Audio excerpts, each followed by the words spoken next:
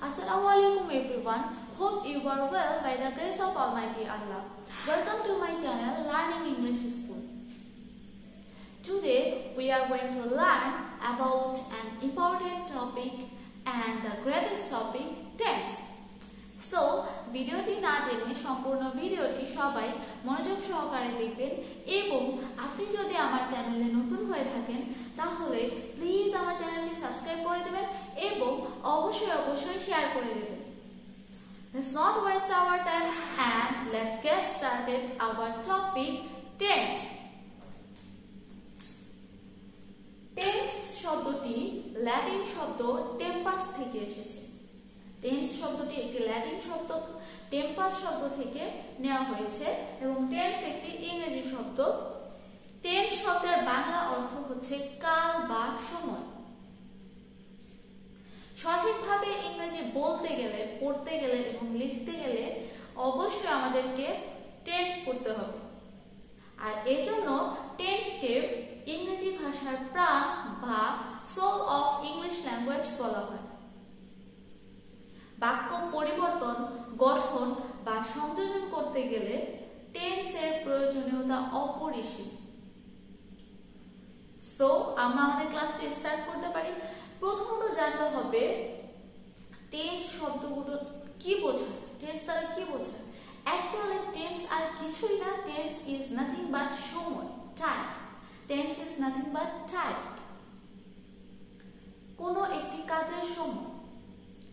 কাজ সম্পন্ন হওয়ার সময়কে বা কালকে টেন্স বলে। কোনো কাজ সম্পন্ন হওয়ার সময় বা কালকে টেন্স বলে। টেন্স প্রধানত তিন প্রকার। টেন্স তিন প্রকার। First present tense, second past tense and third হচ্ছে ফিউচার টেন্স।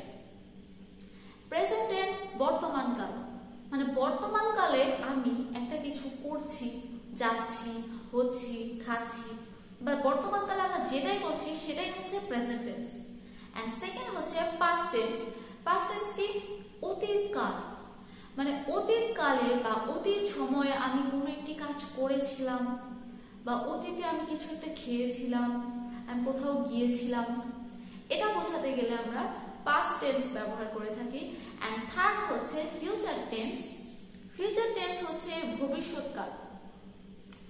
আগামীতে, আগামীকাল বা আগামীতে, ভবিষ্যতে আমরা কোনো একটি কাজ করব বা কোথাও যাব, কিছু খাবো, কিছু করব, কোনো একটি কাজ করব, ভবিষ্যতে কোনো একটি কাজ করার ক্ষেত্রে আমরা ফিউচার টেন্স ব্যবহার করে থাকি।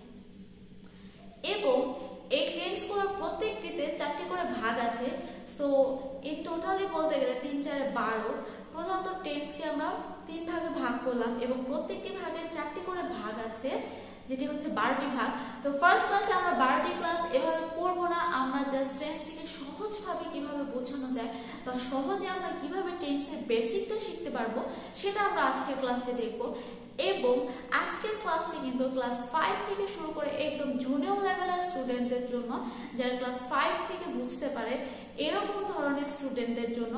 এবং আমরা যারা অনেক দিন ধরে পড়াশোনা থেকে দূরে আছি বা সময়ের অভাবে বা অনেকদিন অন্য একটি কাজ করার অভাবে আমরা টেন্স সম্পর্কে একটু ভুলে যাচ্ছি বা টেন্সটা আমাদের মাথায় নেই বা হালকা হালকা মনে আছে, তো আরেকটু ভালোভাবে ক্লিয়ার করার জন্য আমরা যারা টেন্স শিখতে চাচ্ছি আজকের ক্লাসটি তাদের জন্য। এবং আশা করছি আজকের ক্লাসের পর বেসিক নিয়ে আর কারো কোনো প্রবলেম থাকবে না। সো আজকে আমরা বেসিকটা শিখতে চাই আগে। এট ফার্স্ট আমরা কোনো গ্রামাটিক্যাল রুলসে না যাই এবং কোনো গ্রামাটিক্যাল স্ট্রাকচারে না যাই। 12টি স্ট্রাকচার, 12টা রুলস, তারপর 12টি এক্সাম্পল মনে রাখতে হবে, এত কিছু মনে রাখতে হবে না। জাস্ট আমরা এই ফার্স্ট কয়েকটা স্টেপ ফলো করে আজকের ক্লাসে আমরা টেন্স সম্পর্কে একটি ফার্স্ট বেসিক ধারণা নিব এবং আস্তে আস্তে আমরা রুলসে যাব। এমনকি আমার সব রুলস পড়ার দরকারও নাই, সব কিছু পড়ার দরকারও নেই, আমরা জাস্ট কিছু কিছু ব্যাপারগুলো নিয়ে এগুলোকে আমরা সেন্টেন্স মেক করে করে বুঝবো। তো চলুন আমরা যাই। আমরা কি ভার্ব নিলাম খাওয়া, ইট মানে খাওয়া, আমরা এটি নিলাম। ফার্স্টে আমরা ধরুন আমি দিয়ে বললাম আই, আমি,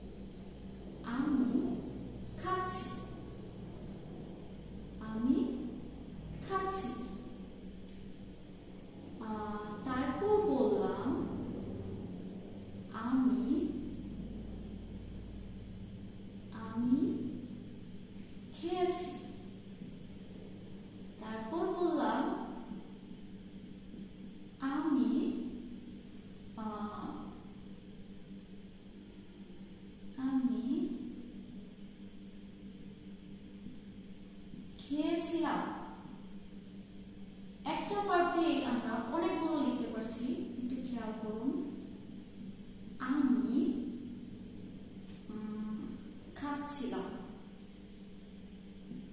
আমি খাচ্ছিলাম।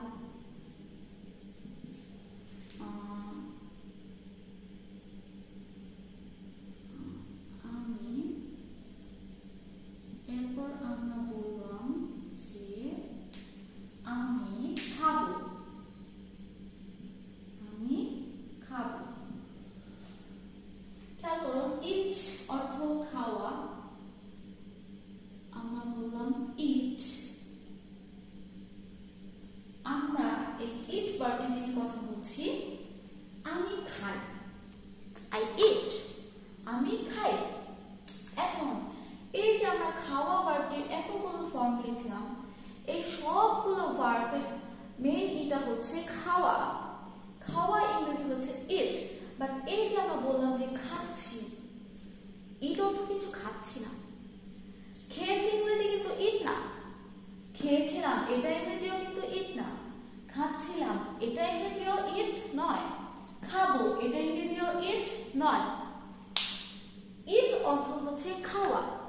তাহলে এই যে খাওয়া ভার্বটির এতগুলো রূপ আমরা লিখলাম, এগুলোকে আমরা ইংরেজিতে কিভাবে লিখব?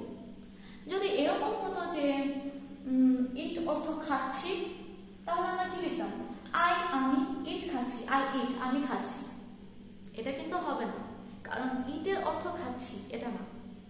আবার খেয়েছি, যদি আমরা খেয়েছি ইংরেজি ইট হতো, তাহলে আমরা আই ইট, আমি খেয়েছি এটা লিখতে পারতাম। আমাদের আর কোনো রুলসের প্রয়োজন পড়তো না, বা অন্য কোনো ভার্বের যে ফর্মগুলো আছে, গঠনগুলো আছে, এগুলো পড়ার প্রয়োজন পড়তো না। তারপর খাচ্ছিলাম, এটা ইংরেজি যদি ইট হতো বা ইটেড বা এরকম কোনো ফর্ম হতো, তাহলে আমরা কি লিখতাম? যে খাচ্ছিলামের ইংরেজিটা লিখতাম, আর আমি ইংরেজি আই, ওই আই ইট ওটা লিখে দিতাম। তারপর খাবো, খাবো ইংরেজি যদি ইট হতো, তাহলে আমরা কি লিখতাম? আই ইট, আমি খাবো। কিন্তু এগুলোর ইংরেজি কিন্তু ইট না, এগুলোর ইংরেজি ইট না। তাহলে আমরা কিভাবে করব? এজন্য আমাদের ইংরেজিতে ভার্বের যে 5টি ফর্ম রয়েছে সেটা শিখতে হবে। আমরা আমাদের প্রিভিয়াস ক্লাসে V1, V2 and V3 সম্পর্কে ক্লিয়ার হয়েছি। আজকের ক্লাসে আমরা দুটো ফর্ম একটু বেশি পড়ব।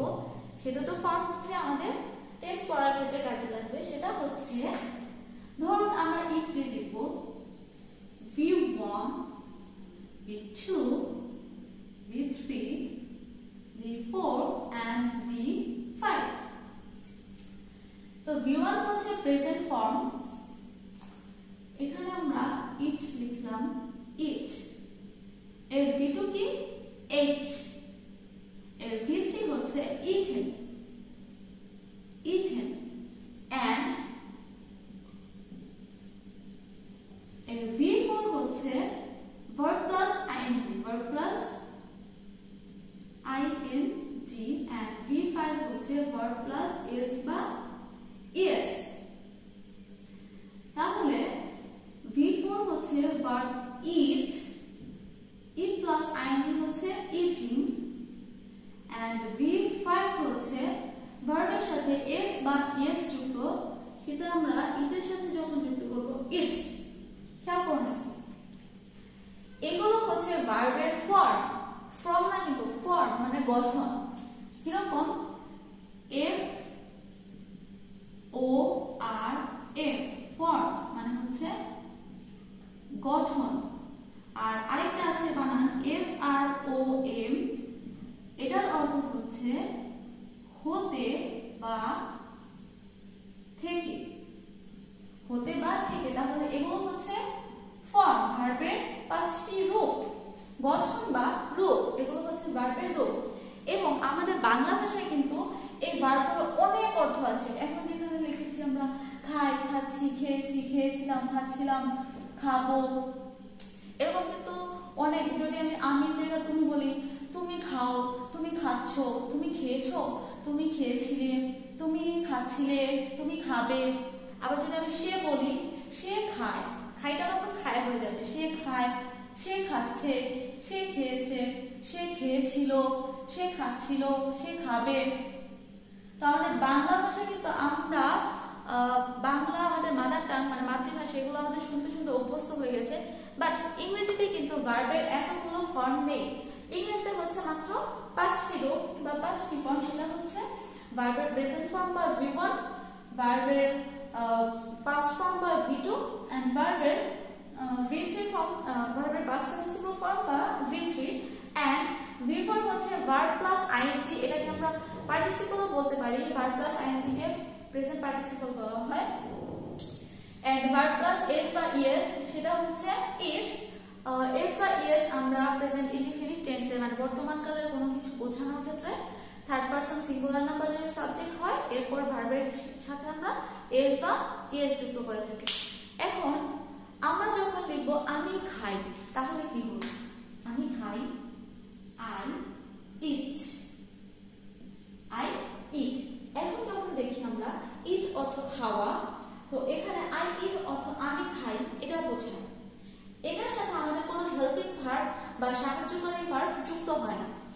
কিন্তু আমরা যখন বলবো আমি খাবো, আমি খাবো, এখন ইট অর্থ তো খাওয়া, আমি খাবো, এটার ইংরেজি যখন করতে যাব আমাদের একটি হেল্পিং ভার্বের প্রয়োজন হবে।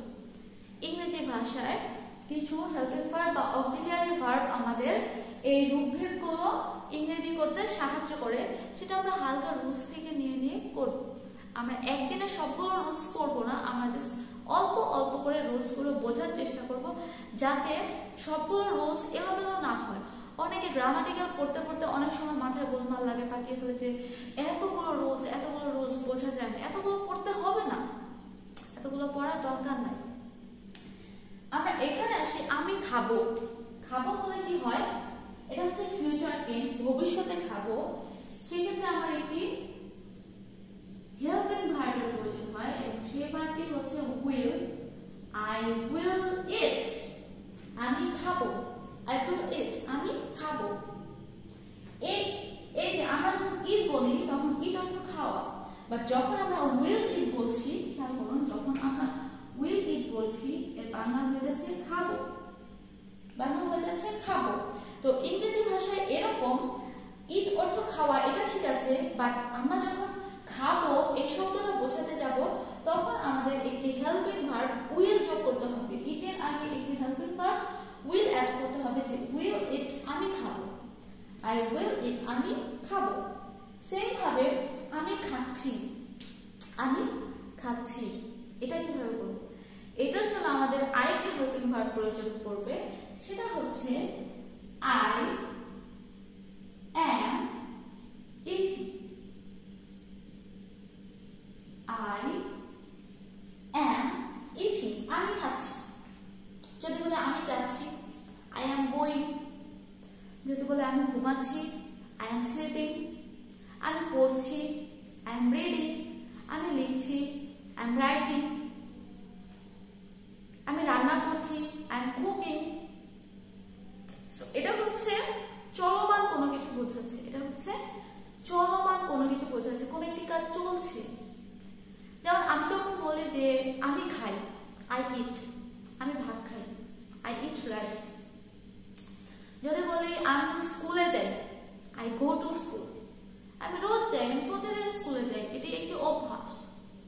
আমি প্রতিদিন ব্রাশ করি, আমি প্রতিদিন সকালে ব্রাশ করি, প্রতিদিন সকালে স্কুলে যাই, আমি প্রতিদিন সকালে নামাজ পড়ি। তো রোজকার অভ্যাস বোঝাতে গেলে বা প্রতিদিনের কাজকর্ম বোঝাতে গেলে আমরা প্রেজেন্ট ইনডিফিনিট টেন্স ব্যবহার করি। প্রেজেন্ট ইনডিফিনিট টেন্স, দেখুন এবার কিন্তু আমরা একটা টেন্স শিখলাম। প্রেজেন্ট ইনডিফিনিট টেন্স হচ্ছে প্রতিদিনের কাজকর্ম যখন আমরা বোঝাতে চাই সেটা হচ্ছে প্রেজেন্ট ইনডিফিনিট টেন্স। আমি যাই, আমি খাই, আমি করি, আমি ঘুমাই, আমি পড়ি, আমি সাঁতার কাটি, প্রতিদিনের যে কাজগুলো। বাট সেকেন্ড লাইনে আমরা কি লিখলাম? আমি খাচ্ছি, আই অ্যাম ইটিং। খেয়াল করুন, আই অ্যাম ইটিং, আমি খাচ্ছি, মানে কি? আমি এখন খাচ্ছি। যদি বলে আমি পড়াচ্ছি, আমি এখন পড়াচ্ছি। যদি বলে আমি যাচ্ছি, আই অ্যাম গোয়িং, আমি এখন যাচ্ছি। মানে কিছু একটা কাজ চলছে, বর্তমানে চলছে। চলমান কোনো কিছু যখন আমরা বোঝাতে চাই বা কোনো একটা কাজ ঘটছে, ঘটমান বলতে পারি আমরা, কোনো একটি কাজ ঘটছে, এটা হচ্ছে কন্টিনিউয়াস টেন্স। এটা কি tense? Continuous, present continuous tense. Present অর্থ বর্তমান কাল, কন্টিনিউয়াস মানে ঘটছে, তাহলে কি হলো? প্রেজেন্ট কন্টিনিউয়াস টেন্স, বর্তমানে ঘটছে এমন কোনো কাজ, বর্তমানে ঘটছে বা চলছে এমন কোনো কাজ হচ্ছে প্রেজেন্ট কন্টিনিউয়াস টেন্স। এটার স্ট্রাকচার কি? সাবজেক্ট প্লাস অ্যামিজার প্লাস ভার্বের সাথে আইএনজি প্লাস এক্সটেনশন। আমরা স্ট্রাকচারে যাব না, তারপর আমি একটু বললাম যে এই যে অ্যাম, ইজ, আর এই তিনটি ভার্বের হেল্পিং ভার্বের যে কোনো একটি আমরা ব্যবহার করি সাবজেক্ট অনুযায়ী। এই ক্লাসে আমরা এগুলো বুঝবো না, জাস্ট আমি এক্সাম্পল হিসেবে বললাম যে এটা হচ্ছে কন্টিনিউয়াস টেন্স বা চলমান ঘটমান কোনো কাজ যখন আমরা বোঝাতে যাই তখন আমাকে এটা জাস্ট প্রেজেন্ট পাস্ট এগুলো বাদ দিয়ে দিলাম, জাস্ট এটা বললাম যে এটা কন্টিনিউয়াস টেন্স। কন্টিনিউয়াস মানে চলছে, এই কাজটি এখন হচ্ছে, এখন বৃষ্টি পড়ছে, এই কাজটি এখন হচ্ছে, সেটা হচ্ছে চলমান, এখন হচ্ছে, কন্টিনিউয়াস টেন্স। কোন একটি কাজ হচ্ছে, কন্টিনিউয়াস টেন্স। Continuous tense. কোন একটি কাজ বর্তমানে হচ্ছে, প্রেজেন্ট কন্টিনিউয়াস টেন্স। কোন একটি কাজ বর্তমানে হচ্ছে, প্রেজেন্ট কন্টিনিউয়াস টেন্স। আর যখন আমি প্রতিদিনের কোনো কথা বলি, প্রতিদিনই আমি এটা করি, প্রতিদিন আমি স্কুলে যাই, প্রতিদিন আমি খাবার খাই, আমি প্রতিদিন গোসল করি, আমি প্রতিদিন ব্রাশ করি, তো এগুলো অভ্যাসগত কোনো কাজ যখন আমরা বলতে যাব সেটা হবে প্রেজেন্ট ইনডিফিনিট টেন্স।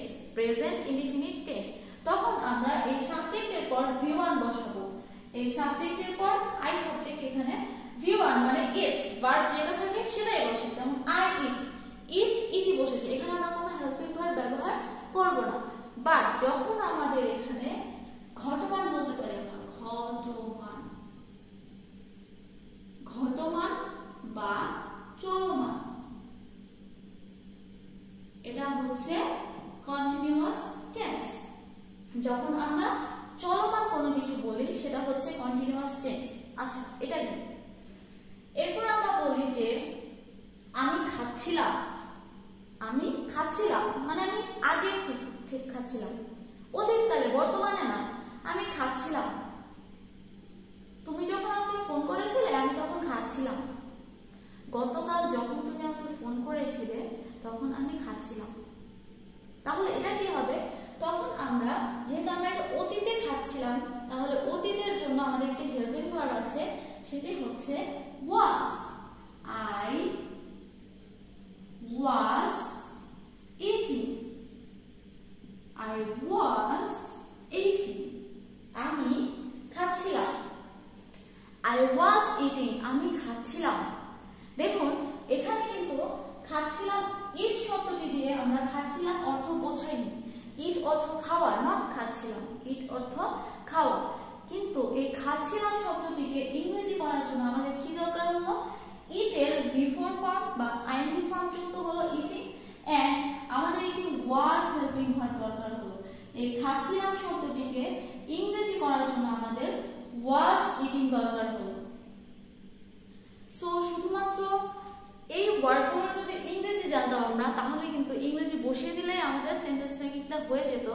বাট যেহেতু এই শব্দগুলোর ইংরেজি ফর্ম নেই, সেহেতু আমাদেরকে গ্রামাটিক্যাল রুলসের কিছু নিয়ম মেনে এগুলোকে ইংরেজি করতে হবে। এবং সেটা হচ্ছে যে আমরা এখানে খাবো শব্দটার ইংরেজি করার জন্য উইল ভার্বটি নিয়ে আসলাম। ফিউচার টেন্সের জন্য এটা হচ্ছে একটি হেল্পিং ভার্ব, সেটা হচ্ছে আই উইল ইট, আমি খাবো। এন্ড কন্টিনিউয়াস টেন্সের জন্য আমরা প্রেজেন্ট কন্টিনিউয়াস টেন্সের জন্য একটি হেল্পিং ভার্ব আনলাম এম, আমি খাচ্ছি মানে এখন খাচ্ছি, সেজন্য আমরা একটি এম হেল্পিং ভার্ব আনলাম। কি হলো? আই অ্যাম ইটিং, আমি খাচ্ছি। আই অ্যাম ইটিং, আমি খাচ্ছি। আই অ্যাম গোয়িং, আমি যাচ্ছি। আই অ্যাম রিডিং, আমি পড়ছি। আই অ্যাম রাইটিং, আমি লিখছি। আই অ্যাম কুকিং, আমি রান্না করছি। আই অ্যাম ড্রাইভিং, আমি গাড়ি চালাচ্ছি। আই অ্যাম গিভিং, আমি দিচ্ছি। তো এগুলো হচ্ছে কন্টিনিউয়াস টেন্স। এন্ড এরপর আমরা আসি খেয়েছি। আমি খেয়েছি, আমি খেয়েছি, আগে খেয়েছি, কিন্তু এখনো কিন্তু আমার পেটে ক্ষুধা লাগেনি, পেট ভরা আছে। এটা হচ্ছে পারফেক্ট টেন্স। এটা কি? Perfect tense. এবং এটাকে আমরা লিখবো, এটার হেল্পিং ভার্ব হিসেবে আমরা আনবো হ্যাভ অথবা হ্যাজ। হ্যাভ অথবা হ্যাজ। আই এর সাথে হ্যাভ বসে, আই এর সাথে হ্যাভ বসে। আই হ্যাভ এই হ্যাভ হ্যাজ এর পর ইটেন হয়, খেয়াল করো V3 ফর্ম হচ্ছে ইটেন।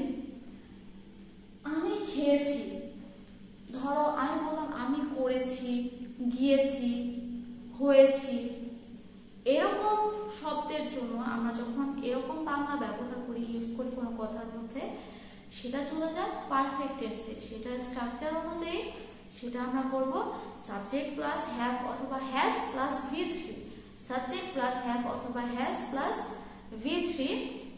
এটা হচ্ছে এই খেয়েছি, করেছি, গিয়েছি এরকম ক্ষেত্রে যে আই হ্যাভ ইটেন, আমি খেয়েছি, I have doing, I have done, আমি করেছি, আই হ্যাভ গন, আমি গিয়েছি, আই হ্যাভ রিড, আমি পড়েছি। রিডের তিনটি ফর্ম কিন্তু একই হয়, রিড অর্থ পড়া, read read read. V1, V2 এবং V3 এই তিনটি ফর্ম একই হয়, রিড রিড রিড। রাইটেরটা কি হচ্ছে write, wrote, written. I have written a letter, আমি একটি চিঠি লিখেছি। তো বাংলা ফর্মটা যদি এরকম হয় যে আমি খেয়েছি, আমি করেছি, আমি গিয়েছি, আমি হয়েছি, এরকম যদি বোঝায়, সেই ক্ষেত্রে আমাদের বুঝতে হবে সেটা have has এবং V3 দিয়ে হবে, have plus V3, have has plus V3। সেটা একবচন বহুবচন অনুসারে আমরা have অথবা has বসাবো, এটা আমরা পরবর্তী বা নেক্সট ক্লাসে শিখব। এখন আমরা এটা বুঝলাম জাস্ট খেয়েছি, করেছি, হয়েছে এরকম যদি বাংলা কথা থাকে, সেই ক্ষেত্রে আমরা have অথবা has এবং এরপর আমরা V3 বসাবো, যেমন I have eaten, I have eaten। তো এটা গেল পারফেক্ট টেন্স। তো পারফেক্ট টেন্সের আরেকটা एग्जांपल আমরা দিচ্ছি যে যদি বলি আমি পরীক্ষায় GPA 5 পেয়েছি, পেয়েছি, খেয়াল করো বাংলা কথাটা খেয়াল করো, আমি পরীক্ষায় GPA 5 পেয়েছি। পেয়েছি কথাটা দেখে আমরা বুঝলাম যে এটা have has plus V3 দিয়ে করতে হবে। পেয়েছি কথাটা দেখে ভার্বের দিকে তাকাবো, আমরা কোন একটি সেন্টেন্সে ইংরেজি করার আগে আমরা ভার্বের দিকে তাকাবো যে ভার্বটা কি ফর্মে আছে। আমরা ভার্বটা দেখে বুঝবো যে এটাকে আমরা কোন টেন্স দিয়ে ইংরেজি করব। যেমন এখানে আমি বললাম আমি পরীক্ষায় GPA 5 পেয়েছি, পেয়েছি বলে আমরা have has plus V3 দিয়ে করব। have has plus V3 দিয়ে করব হচ্ছে I have eaten, এটা হচ্ছে প্রেজেন্ট পারফেক্ট টেন্স। তো পরীক্ষার ক্ষেত্রে আমরা বলবো I have got GPA 5, I have got GPA 5। তো এরপর আসি আমরা আমি খেয়েছিলাম, আমি খেয়েছিলাম অতীতে, আমি খেয়েছিলাম I ate, অতীতকালে খেয়েছিলাম I ate, I ate। এই যে V2, ate, V2, আমি খেয়েছিলাম। তো যখন আমরা এরকম কোন টার্ম পাবো যে আমি খেয়েছিলাম, আমি গিয়েছিলাম, আমি করেছিলাম, আমি চালিয়েছিলাম, আমি দিয়েছিলাম, আমি ঘুমিয়েছিলাম, এরকম টার্ম যখন বাংলা ভাষায় আসবে তখন আমরা সাবজেক্ট প্লাস V2 লিখব। তখন আমরা কি লিখব? Subject plus V2। V2 ফর্মটা কি আমাদের সাবজেক্ট এর ভার্বের পাস্ট ফর্ম হচ্ছে আমাদের V2। খেয়াল করো এটা কন্টিনিউয়াস টেন্স এন্ড এটা কন্টিনিউয়াস টেন্স, এই দুটোর মধ্যে মিল আছে এবং এই দুটোর মধ্যে কিন্তু মিল আছে। খেয়াল করো এটা হচ্ছে present indefinite tense I eat, আমি খাই, আর এটা হচ্ছে আমি খেয়েছিলাম অতীতে I ate, V2। এটা হচ্ছে সাবজেক্ট প্লাস V1, এটা হচ্ছে সাবজেক্ট প্লাস V2। খেয়াল করো এটা হচ্ছে সাবজেক্ট প্লাস V1, এটা হচ্ছে ইনডিফিনিট টেন্স এন্ড এটা হচ্ছে সাবজেক্ট প্লাস V2। খেয়াল করেছো কি বললাম? সাবজেক্ট প্লাস V1 মানে হচ্ছে আমি খাই I eat, আমি খেয়েছিলাম অতীতে I ate, তখন আমরা এটার V2 ফর্ম ব্যবহার করব, আমি খেয়েছিলাম I ate। আবার যখন আমি বললাম আমি খাচ্ছি, এখন খাচ্ছি, এটা হচ্ছে প্রেজেন্ট কন্টিনিউয়াস টেন্স, আমি খাচ্ছি, এখন খাচ্ছি, এটা হচ্ছে I am eating, I am eating, আমি খাচ্ছি I am eating. আবার যখন আমরা বলি যে আমি খাচ্ছিলাম, মানে অতীতকালে একটি কাজ চলছিল, অতীতকালে একটি কাজ কিছু সময় ধরে হচ্ছিল, সেটি হচ্ছে আমি খাচ্ছিলাম, অতীতে আমি খাচ্ছিলাম। তো সেক্ষেত্রে আমরা কি বলবো? I was eating. I was eating. Present continuous টেন্সে কি বললাম আমরা? I am eating. and present past continuous টেন্সে মানে অতীতকালে চলছিল ওই কাজটা বোঝাতে আমরা বললাম I was eating. I was eating. আমি খাচ্ছিলাম। ফিউচারে যখন আমরা বললাম ফিউচার ইনডিফিনিট টেন্স আমি খাবো, আমি খাবো, তখন আমরা শ্যাল অথবা উইল ব্যবহার করি হেল্পিং ভার্ব হিসেবে। নেক্সট ক্লাসে আমরা রুলস লিখে লিখে শিখবো যে কোন টেন্সের কোন স্ট্রাকচার, এটা শিখে আমরা জাস্ট বেসিকটা আজকে শিখছি যে প্রেজেন্ট, পাস্ট এন্ড ফিউচারের ক্ষেত্রে আমরা কিভাবে বা কোনটার ইংরেজি দিয়ে করব। তো এখানে আমি খাবো I will eat, আমরা will ফর্মটি নিয়ে আসলাম। I will eat, আমি খাবো, I will eat, আমি খাবো। তো সেম ভাবে আমরা এখানে I দিয়ে করলাম আজকে সবকিছু, মানে আমি দিয়ে করলাম সাবজেক্ট। তো এখানে আমরা তুমি দিয়ে করতে পারবো, তুমি খাও, তুমি খাচ্ছ, তুমি খেয়েছো। তারপর সে দিয়ে করতে পারবো, তারা দিয়ে করতে পারবো, আমরা দিয়ে করতে পারবো। এটা আমরা নেক্সট 2 or 3 ক্লাসে আমরা এগুলো সব প্রোনাউন লিখে প্রত্যেকটা সাবজেক্টে এক্সাম্পল লিখে লিখে আমরা একদম ডিসকাস করে করব, ব্রিফলি না, খুব বর্ণনা দিয়ে করব যে এটা আমরা জাস্ট বেসিক একটা জিনিস শিখলাম যে টেন্স আর কিছু না, জাস্ট সময়, কাজের সময়। আমরা যে কাজ করি, আমরা যে কাজটা করি, এই কাজের সময়টাকে নির্ধারণ করার জন্য আমরা টেন্স ব্যবহার করি। এবং এই টেন্সটাই হচ্ছে কোনো একটি কাজ আমরা কখন করছি, বর্তমানে করছি, বর্তমানে কোন সময় করছি, প্রতিদিন করি নাকি এখন করছি। তারপর অতীতকালে করি, কোনো একটা কাজ অতীতকালে করেছি, তো অতীতকালে কখন করেছি, অতীতকালে কি অনেকক্ষণ ধরে চলছিল নাকি নর্মালি খাচ্ছিলাম। তারপর আবার ফিউচারে আমরা করব, আমরা খাবো বা আমরা যাব, ফিউচারে আমরা যাব নাকি কতক্ষণ ধরে কাজটি করতে থাকবো এবং কতক্ষণ ধরে চলতে থাকবে। তো এগুলোই হচ্ছে টেন্সের সবগুলো প্যাটার্ন এবং আমরা আস্তে আস্তে এগুলো নেক্সট কয়েকটি ক্লাস আমাদের লাগবে। আমরা এক ক্লাসে এতগুলো বুঝবো না, তাহলে কি হবে আমাদের মাথায় সবগুলো সেট আপ হবে না বা আমরা গুলিয়ে ফেলবো। তো এজন্য আশা করছি আজকে এগুলো আমরা একটু স্ক্রিনশট দিয়ে রাখি যাতে করে আমরা খাতায় নোট ডাউন করে এক্সাম্পলগুলো আপনারা করতে পারেন। Please take screenshot.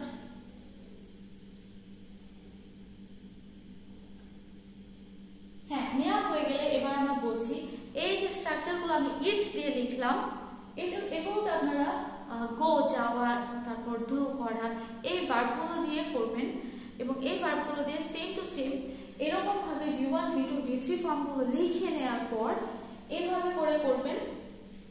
তো আজকের মতো এটাই বেসিক লেভেলের ক্লাস হলো। আমরা নেক্সট ডে আরেকটু বর্ণনা দিয়ে করব এবং কিছু কিছু রুলস আমরা মেমোরাইজ করব, যেহেতু এটা গ্রামাটিক্যাল পার্ট কিছু একটা লাগবে আমাদের এখানে, পুরোপুরি আমরা ওয়ার্ড শিখে এটা করতে পারবো না। তো কিছু কিছু ক্ষেত্রে যেমন কন্টিনিউয়াস টেন্স আমাদের এম লাগবে এবং খাবো, এখানে ফিউচার আমাদের উইল দরকার হবে। তো ছোট ছোট টার্মগুলো আমরা ছোট ছোট রুলসগুলো মুখস্থ করব এবং আমরা অবশ্যই বিশদভাবে যাবো না বা সব কিছু করবো না, আমাদের যতটুকু লাগে আমরা ততটুকু কথা বলার জন্য শিখবো। তো আশা করছি পরের ক্লাসগুলো আমরা ধারাবাহিকভাবে দেখব এবং আজকের ক্লাসটি অবশ্যই ভালোভাবে দেখে প্র্যাকটিস করব এবং টেন্স নিয়ে আশা করছি আর আমরা ভয় পাবো না। So I hope to see you all inshallah in another class, and till then take care and keep also me in your prayer, and Allah Hafiz.